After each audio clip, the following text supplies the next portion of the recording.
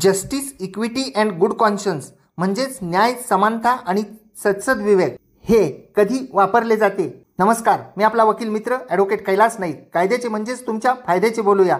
न्यायालयामध्ये केस दाखल केल्यानंतर दोन्ही पक्षांचा पुरावा झाल्यानंतर जेव्हा केसचा न्यायनिर्णय दिला जातो, त्या न्यायनिर्णय देत असताना जेव्हा एखाद्या मुद्द्याबाबत कायद्यामध्ये सुस्पष्ट अशी तरतूद केलेली नसते, एखाद्या फॅक्टबाबत जेव्हा खरी गोष्ट कोणती व खोटी गोष्ट कोणती यावर मत नोंदवण्याचे असते, त्यावेळी माननीय न्यायाधीश हे त्यांच्यासमोर आलेल्या पुराव्यावरून न्याय होण्यासाठी, समानता येण्यासाठी आपली सदसद विवेक बुद्धी वापरून त्या केसचा न्यायनिर्णय करतात.